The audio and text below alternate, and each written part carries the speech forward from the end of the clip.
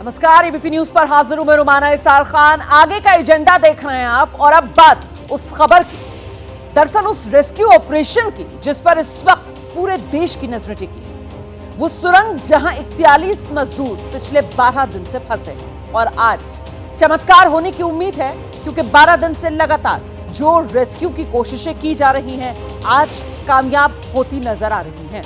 12 दिन तक जो सांसें सुरंग में अटकी हुई थी वो कुछ ही घंटों के बाद खुली हवा में होंगी। 12 दिन से जिस रेस्क्यू ऑपरेशन पर देश की नजर थी अब वो कामयाबी के बेहद करीब पहुंच चुका है। इस वक्त की बड़ी खबर, ब्रेकिंग न्यूज आपको दे देते हैं। रेस्क्यू ऑपरेशन को लेकर जानकारी ये मिल रही है कि एक बार फिर से रेस्क्यू ऑपरेशन शुरू किया जा चुका है। दरअसल ऑगर मशीन जिसके जरिए ड्रिलिंग का काम हो रहा था उसमें खराबी आई थी, इस वजह से रेस्क्यू ऑपरेशन रोकना पड़ा था। लेकिन अब ऑगर मशीन में जो खराबी आई थी उसे ठीक कर लिया गया है। फिर से शुरू ड्रिलिंग का काम। मशीन में खराबी की वजह से ये ड्रिलिंग का काम रुक गया था। हम अभी कोशिश ये कर रहे हैं कि 45 मीटर से आगे 6 मीटर और जाने के लिए जो पाइप की असेंबली हमको वेल्ड करनी होती है वो हम इस समय तैयार कर रहे हैं। रात में हमें एक छोटी सी बाधा आई थी जिसमें 45 मीटर के मुंह पर कुछ लैटिस जो स्टील का स्ट्रक्चर है जो इसकी सेफ्टी के लिए बनाया जाता है आर्च में, वो सामने आ गया था।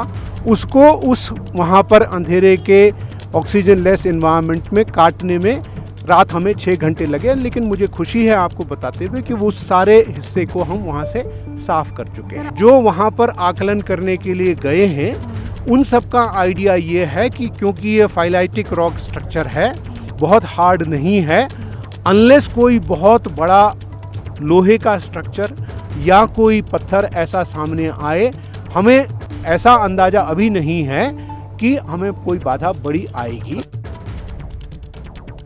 और मेरे साथ इस वक्त हमारे सहयोगी मौजूद हैं, दीपक रावत, अंकित गुप्ता और संजय त्रिपाठी। सभी उत्तराखंड से आप देख रहे हैं, इस वक्त हमारे साथ जुड़ गए। अंकित के पास पहले आपको लेकर चलते हैं और जरा जानते हैं अंकित से ये ऑगर मशीन में जो खराबी आई थी उस वजह से कितनी देर तक काम रुका रहा और अब एक बार फिर शुरू हो चुका है क्या रेस्क्यू ऑपरेशन? जी बिल्कुल रोमाना, इस वक्त के लिए बड़ी और अच्छी खबर यही है कि एक बार फिर से ड्रिलिंग का जो काम है वो शुरू हो चुका है और ये इस वक्त के लिए काफी बड़ी खबर है क्योंकि पिछले 6 से 7 घंटे तक काम रुका रहा था। इस वक्त आपको सीधी तस्वीरें दिखाते हैं। देखिए हम लोग कोशिश कर रहे हैं कि कैमरे के हर एक एंगल से आपको तस्वीरें दिखा सके। देखिए वो जो सामने गाड़ी है ना, अब से कुछ देर पहले जनरल वीके सिंह केंद्रीय मंत्री वो यहाँ पर पहुंचे हैं और जो उनको अंदर ले जाया जा रहा है। जनरल वीके सिंह यहाँ पर पहुंचे हैं और कुछ ही देर में जैसी कि जानकारी मिली है कि मुख्यमंत्री पुष्कर सिंह धामी भी यहाँ पर पहुंचेंगे। लेकिन फिलहाल जो इंतजाम है यहाँ पर, कोशिश यही है कि जैसे ही ड्रिलिंग शुरू हो 9वां पाइप जो पूरी तरीके से अंदर भेजा जाए, उसके बाद 10वां पाइप भेजा जाए और जैसे ही 10वां पाइप अंदर पहुंचेगा वो एक तरीके से जो पैरेलल टनल बनाने का काम है वो पूरा लगभग हो जाएगा और उसके बाद में एक उम्मीद ये बढ़ेगी कि एनडीआरएफ के जवान अंदर जाएं और उन 41 मजदूरों को सकुशल निकाल करके बाहर लाएं। तो इस वक्त के लिए टनल साइड से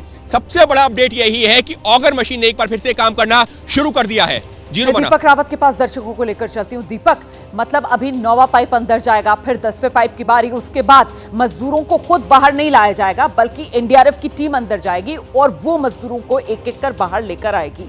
तो वो पहला मजदूर जो 41 मजदूर सुरंग के भीतर फंसे हुए हैं, उनमें से पहला मजदूर सुरंग के बाहर आने में कितना समय अभी और? दीपक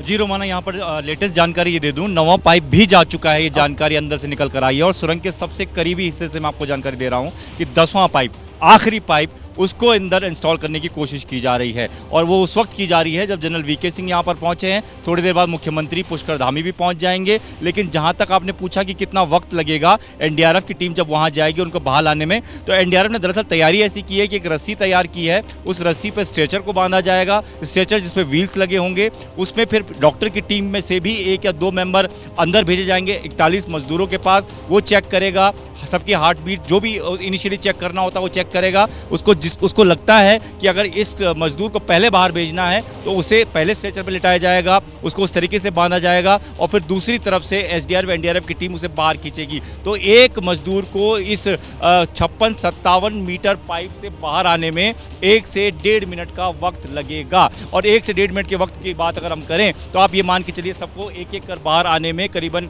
1 से 1.5 घंटे का वक्त लग जाएगा। तो अभी जो आखिरी पाइप अंदर इंस्टॉल हो रहा है उसका समय और इनको बाहर निकालने के समय को जोड़ा जाए तो 3 घंटे अभी हमें समझ आ रहे हैं, लेकिन कभी भी कुछ भी रुकावट आ जाती है और उस रुकावट के बाद से समय बढ़ जाता है। तो अभी भी ये माना जा रहा है कि अगर जिस तरीके का लोहे की रॉड या स्टील का स्ट्रक्चर बीच में कल आया था वैसे ही अगर कुछ आगे आता है इस आखिरी पाइप के दौरान तो बहुत ज़्यादा मुश्किल हो जाएगी, क्योंकि जो ऑगर मशीन है ये हम पहले से बता रहे हैं कि ये लोहे को नहीं बेच सकती, ये स्टील को नहीं बेच सकती, ये सिर्फ बड़ी चट्टानों को बेच सकती है, मलबे को बेच सकती है। यही वजह हुई कि जब कल लोहे की रॉड आई तो ये मशीन का आगे का हिस्सा टूट गया, दूसरा उसका आगे के हिस्से को चेंज किया गया और उसमें समय लगा। उसके लिए भी एक्सपर्ट को दिल्ली से बुलाया गया क्योंकि ऑगर मशीन दिल्ली से आई है और दिल्ली के एक्सपर्ट आए, उन्होंने इसको चेंज किया, फिर काम शुरू हो गया। तो अब उम्मीद ये जताई जा रही है कि आगे कुछ ना हो तो 3 घंटे के अंदर ये सब बाहर होंगे। बिल्कुल, तो अगर सब कुछ सामान्य तरीके से चलता है तो फिर दोपहर तक ये मजदूर सुरंग से बाहर आप देख पाएंगे।